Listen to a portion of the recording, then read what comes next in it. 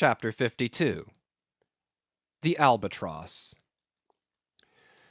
Southeastward from the Cape, off the distant Crozetts, a good cruising ground for right whalemen, a sail loomed ahead, the Goney, Albatross by name.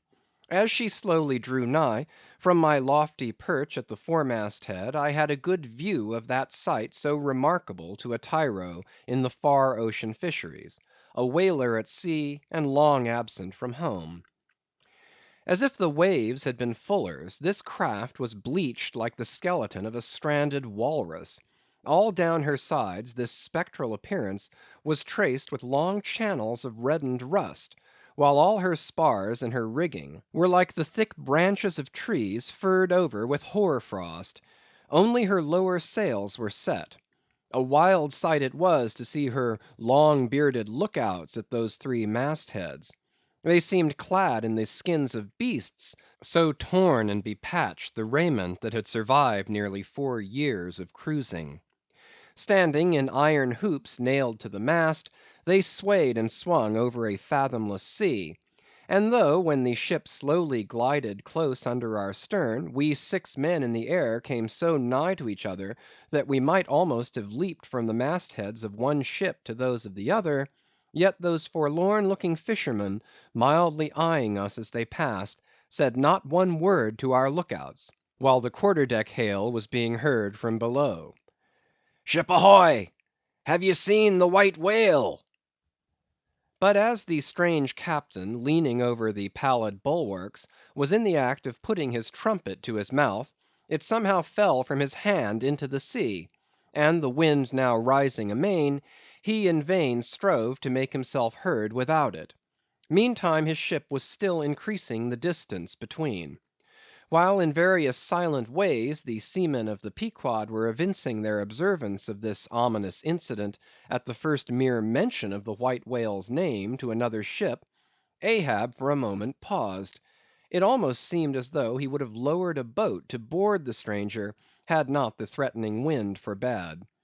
But taking advantage of his windward position, he again seized his trumpet, and knowing by her aspect that the stranger vessel was a Nantucketer, and shortly bound home, he loudly hailed, "Ahoy there! This is the Pequod, bound round the world. Tell them to address all future letters to the Pacific Ocean. And this time 3 years, if I am not home, tell them to address them to—" At that moment the two wakes were fairly crossed, and instantly, then, in accordance with their singular ways, shoals of small harmless fish, that for some days before had been placidly swimming by our side, darted away with what seemed shuddering fins, and ranged themselves fore and aft with the stranger's flanks. Though in the course of his continual voyagings, Ahab must often before have noticed a similar sight, yet to any monomaniac man, the various trifles capriciously carry meanings. "Swim away from me, do ye?" murmured Ahab, gazing over into the water.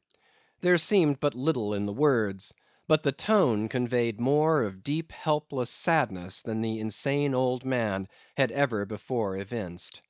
But turning to the steersman, who thus far had been holding the ship in the wind to diminish her headway, he cried out in his old lion voice, "Up helm! Keep her off round the world!"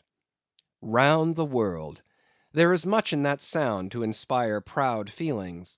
But whereto does all that circumnavigation conduct? Only, through numberless perils, to the very point whence we started, where those that we left behind secure were all the time before us. Were this world an endless plain, and by sailing eastward we could forever reach new distances and discover sights more sweet and strange than any Cyclades or islands of King Solomon, then there were promise in the voyage. But in pursuit of those far mysteries we dream of, or in tormented chase of that demon phantom that, some time or other, swims before all human hearts, while chasing such over this round globe, they either lead us on in barren mazes, or midway leave us whelmed.